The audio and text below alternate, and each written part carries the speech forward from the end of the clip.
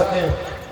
3 हफ्ते तक तुम गायब रहे देश में, तुम्हारा नामो निशान नहीं था जब कोविड अपने रूज पर था, और आज तुम नफरत पैदा करना चाहते हो मुसलमानों के ताल्लुक से। भारत का वजीर आजम कहता है 133 करोड़ जनता का कि मुसलमान बच्चे बहुत पैदा करते हैं। नरेंद्र मोदी, आपके भी वालिद ने तो बच्चे पैदा किए। नरेंद्र मोदी को मिलाकर 6 भाई हैं, अमित शाह की 6 बहनें हैं। तो बताओ कौन बच्चे पैदा कर रहा है? नहीं, सिर्फ मुसलमान बच्चे पैदा कर रहे। हुकूमत के आदाद और शुमार ये बता रहे हैं कि हमारी मुस्लिम खवातीन कम बच्चे पैदा कर रही हैं अभी, जिसको अंग्रेजी में कहते हैं फर्टिलिटी रेट गिरा है। मगर नरेंद्र मोदी हमको घुसपैठी कह रहे हैं। नरेंद्र मोदी कह रहे हैं कि दौलत छीन कर मुसलमानों को दिया जाएगा। कौन सी दौलत हमको दी गई बताओ? क्या दौलत हमको मिली बताओ? तुम्हारी हुकूमत कह रही है कि गांव में जो मुसलमान रहते हैं सबसे महाना कम पैसे खर्चा करते हैं खाने के लिए। क्या ये झूठ है नरेंद्र मोदी? बताओ। 1,80,000 मुसलमान हायर एजुकेशन से, आला तालीम से गायब हो चुके हैं। बताओ क्यों गायब हुए? तुम्हारी हुकूमत की जुल्म की वजह से। तुम्हारी हुकूमत है, जब से तुम वजीर आजम बने गोश्त के नाम पर मॉब लिंचिंग में इजाफा हो चुका है। जब से आप वजीर आजम बने बुलडोजर से घर तोड़े जा रहे हैं। जब से आप वजीर आजम बने नफरत को आम कर दिया गया। वहां पर आप उत्तर प्रदेश में तुम्हारी सरकार है, वहां पर आप देखते हैं कि एक साबिका रुकने पार्लियामान को गोली मार दी गई। अतीक को एक साबिका रुकने असेंबली है, जेल में है, जहर देकर उसको मार दिया गया। काशी मथुरा का मस्जिद का मसला आपने खोल दिया। जिस ईद का मथुरा का मसला 55 साल पहले हिंदू मुसलमान बैठकर तस्वीर कर लिया, आपने उसको खोल दिया। और आप कहते हैं कि पूरे मसाजिद पर हमारी निगाहें हैं। दिल्ली की एक सुनहरी मस्जिद है, जब कभी भी नरेंद्र मोदी की गाड़ियां उसके सामने से जाती है उस मस्जिद में नमाज नहीं होती है। और आप हम पे कहते हैं कि मुसलमान घुसपैठी है, मुसलमानों को दौलत मिल रही। कौन सी दौलत हमको मिली बताओ? नरेंद्र मोदी जब से वजीर आजम बने, भारत के 1% लोगों के पास भारत की 40% दौलत आ चुकी है। 1% लोगों के पास 40% दौलत आ चुकी है। नरेंद्र मोदी गारंटी की बात करते हैं। मोदी की एक ही गारंटी है कि मैं मुसलमानों से नफरत करूंगा। ये मोदी की गारंटी है। हाँ, मगर मोदी को मोहब्बत है तो भारत के अव्वल दर्जे के शहरी मुस्लिम अल्पसंख्यक समाज से नहीं है। नरेंद्र मोदी की अगर मोहब्बत है तो दुबई के MBS से है और सऊदी अरब की MBZ से है। जब दुबई में मोदी उतरते तो मोहम्मद बिन जायद से ऐसा गले मिलते, या हबीबी या हबीबी या हबीबी। सऊदी बादशाह से G20 में मिले तो ऐसा हाथ पकड़ लिए, छोड़ रहे नहीं, फेविकॉल लग चुका है हाथ को। और जब भारत के मुसलमानों की बात आती है, हम घुसपैठी हैं। हमारी बेटियां माए बच्चे ज्यादा पैदा करती हैं। ये तो आपकी सोच है। अरे मोदी, ये तुम चौपाल पर बैठने वाला भी इस तरह की गंदी वाहियात जबान इस्तेमाल नहीं करता जो आप कर रहे हैं। आप भारत के वजीर आजम हैं। और याद रखो नरेंद्र मोदी और बीजेपी वालों, इख्तियार किसी के पास नहीं रहता। अगर इख्तियार सबके पास रहता तो दिल्ली में जो बड़ी बड़ी इमारतें हैं, महलात है, वो खंडर में तब्दील हो चुकी है। इख्तियार किसी के पास नहीं रहने वाला है। जो भी इस दुनिया में आया वो जाएगा यहां से। आप भी जाएंगे, मैं भी जाऊंगा। मगर तुम देश को किस हाल में छोड़ के जा रहे हो? और नीतीश कुमार को क्या हुआ? नीतीश कुमार तो गूंगे बन चुके हैं मोदी की तकरीर के बाद। बोलो नीतीश कुमार, तुम बड़ा बड़ा दावा करते थे, क्या हुआ आज आपको? आपकी जबान नहीं खुल रही है। नरेंद्र मोदी को तनकीद करना है किसी सियासी पार्टी पर करे, मगर मुसलमानों को इस तरह से तौहीन करना। 17 करोड़ कोई मामूली आबादी नहीं है नरेंद्र मोदी। हमको घुसपैठी तुम बोलते हो। तुम जिस RSS से आते हो, उस RSS ने इस देश की आजादी में क्या हिस्सा लिया बताओ? अंग्रेजों की 200 साल की गुलामी का अगर किसी ने मुकाबला किया हमारे हिंदू भाइयों के साथ और उस वक्त के नेताओं के साथ, तो मुसलमान उनसे कंधे से कंधा मिलाकर मुकाबला किया। काला पानी की सजाएं अगर किसी ने काटी तो मुसलमानों ने भी काला पानी की सजाएं काटी, अंग्रेजों से मुकाबला किया, अंग्रेजों को उखाड़ कर फेंक दिया। इस देश को आजाद कराने मुसलमानों का भी नाम सरफहरिस्त आता है। और आप बोलते हैं घुसपैठी है, कहां से घुसपैठी है? नरेंद्र मोदी घुसपैठी है चाइना की फौज डेप्सांग डेमचाक में, लद्दाख में बैठी हुई। आपकी हिम्मत है चाइना को निकालने की? आप चाइना को निकालिए, देश की जमीन पर चाइना आके बैठा हुआ है। मगर मोदी चाहे चीन की बात नहीं करते, चीन की बात ही नहीं करते नरेंद्र मोदी। नरेंद्र मोदी एक देश में यहां पर जो चुनाव हो रहा है सिर्फ नफरत पैदा करके वोट हासिल करना चाहते हैं। और नीतीश कुमार तो ऐसा लगता है कि बिल्कुल उनके मुंह में दही जम चुकी है, कुछ नहीं बोलेंगे नीतीश कुमार। मेरे अजीज दोस्तों और बुजुर्गों, याद रखिए मेरी इस बात को कि इस मुल्क में जो फिरका परस्ती का अंधेरा है वो इतना जल्दी खत्म होने वाला नहीं है।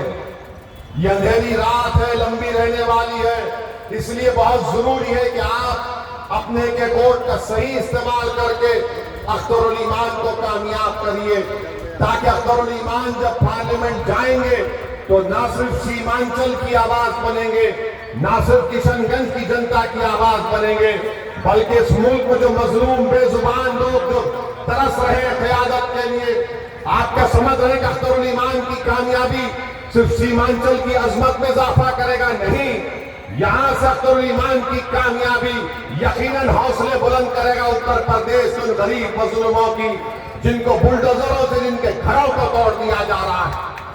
अख्तरुल ईमान की कामयाबी यकीनन उन लोगों के हौसले बुलंद करेगी जो आसाम के गरीब लोग हैं, जो आज परेशानी की हालत में हैं, जिनके मदरसों को उखाड़ कर फेंक दिया गया।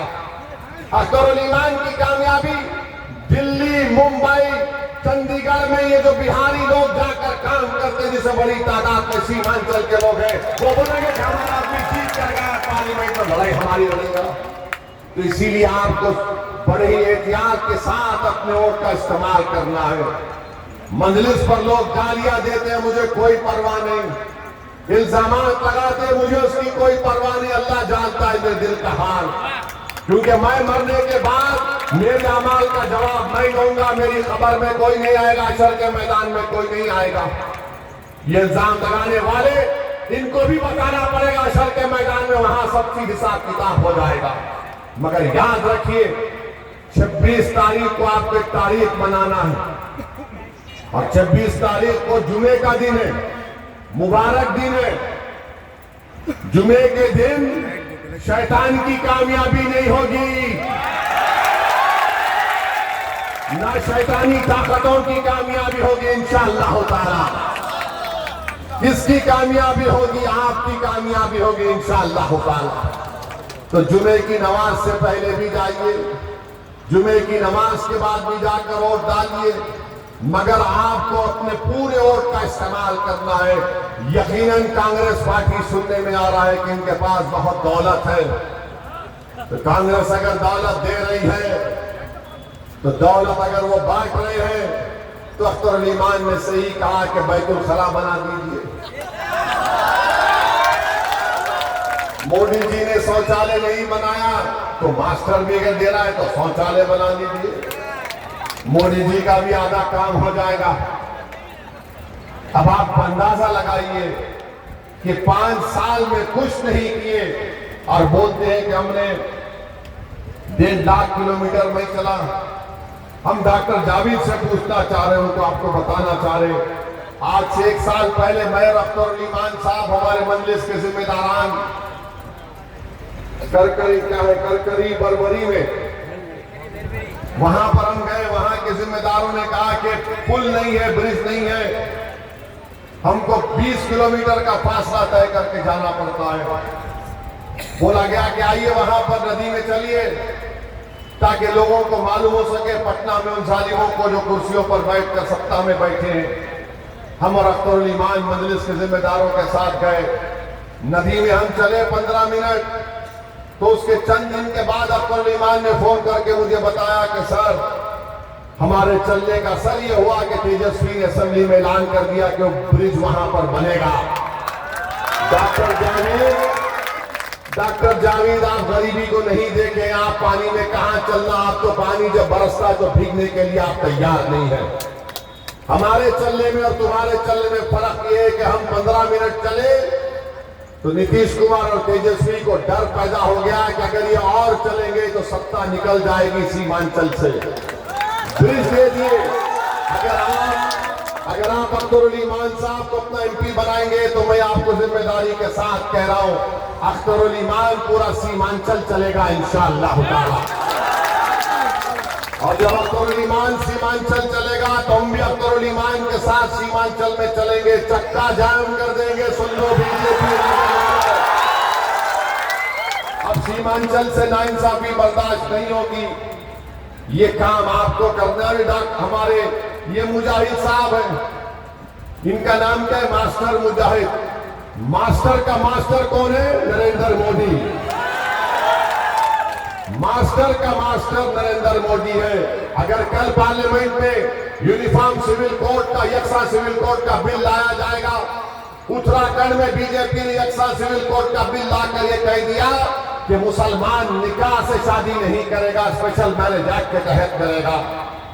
दुल्हन को महर नहीं मिलेगा, स्पेशल मैरिज एक्ट के तहत होगा। तो बोलो मास्टर तुम क्या करोगे जब मास्टर की जबान नहीं खोल सकती? क्योंकि मास्टर की जबान पर नरेंद्र मोदी की गारंटी का स्टैंप है। मास्टर की जबान पर मोदी की गारंटी का स्टैंप है। और जावेद साहब की तो जबान ही नहीं है। अख्तरुल ईमान ईमानदार है और अख्तरुल ईमान को कोई नहीं खरीद सका। जो बिकने वाले थे वो बिक कर चले गए, अख्तरुल ईमान नहीं बिका। अख्तरुल ईमान की जबान की कीमत है। अख्तरुल ईमान अपनी जबान को नकारे खाल बनाकर पार्लियामेंट की दरो दीवार को हिला के रख देगा आपके इंसाफ के लिए। तो मेरे अजीज दोस्तों और बुजुर्गों, मेरी आपसे फिर से गुजारिश है कि 26 तारीख के दिन सुबह के अवलीन वक्तों में अपने घर से निकलिए और देखिए कितना बड़ा जुल्म यहां पर किया गया। जब हमारे अख्तर भाई ने बताया कि कितनी जायदादें शेरशाहबादी लोगों की, सुरजापुरी भाइयों की, और फिर आप देखते हैं कि कुल्हैया बरादरी के, अरे बताइए आप, आबादी में जितना हिस्सा है शेरशाहबादियों का, उनको आप देते हैं कितने? 5,000 नौकरी, 5,500 नौकरी, 21,000 मिलना, 5,500 नौकरी उनको मिलती है।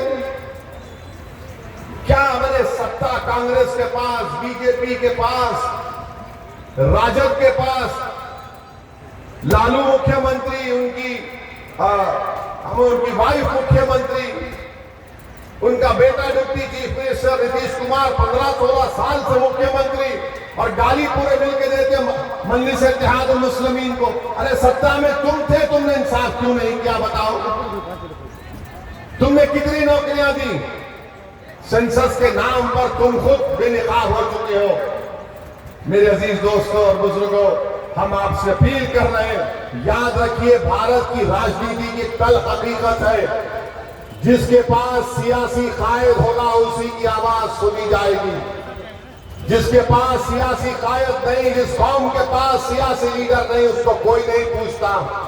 हाँ, चमचागिरी कर सकते हैं आप नीतीश के पैरों के पास बैठकर, गुलामी कर सकते हैं आप जाकर राजद के नेताओं के पास, मगर कायद बनना है, आपको लीडर बनना है। वो काम मजलिस इत्तेहाद मुस्लिमीन आपसे अपील कर रही है कि आप आगे बढ़िए। बिहार में, सीमांचल में, किशनगंज में अपने सियासी क़यादत को बनाइए ताकि आपकी आवाज, आपके मसाइल हल हो सके। यही चंद गुजारिशात हमको आप तक कहना था। मैं उम्मीद करता हूं कि इंशाअल्लाह ताला 26 तारीख के दिन आप तमाम मुत्तहिदा अख्तरुल ईमान के हक में अपना वोट देंगे। मैं पिछले 3 दिन से हम किशनगंज के मुख्तलिफ विधानसभा में जा रहे हैं। मैं जिम्मेदारी के साथ कह रहा हूं कि अख्तरुल ईमान और मजलिस की एक हवा है, तूफान है, और इस हवा तूफान को ना तेजस्वी रोक पाएंगे, ना कांग्रेस वाले रोक पाएंगे, ना कोई रोक पाएगा। इस हवा को आपको और आगे लेके जाना इतनी हवा उठेगी कि सब बह जाएंगे मुखालिफिन और कोई नहीं रहेगा। अब आप ये बता रहे सेल फोन, तो मेरी आपसे गुजारिश है कि अपने अपने सेल फोन की एक मर्तबा लाइट खोलकर अपने इत्तेहाद का सबूत दीजिए। अपना अपना सेल फोन खोलिए, उसका लाइट खोलिए ताकि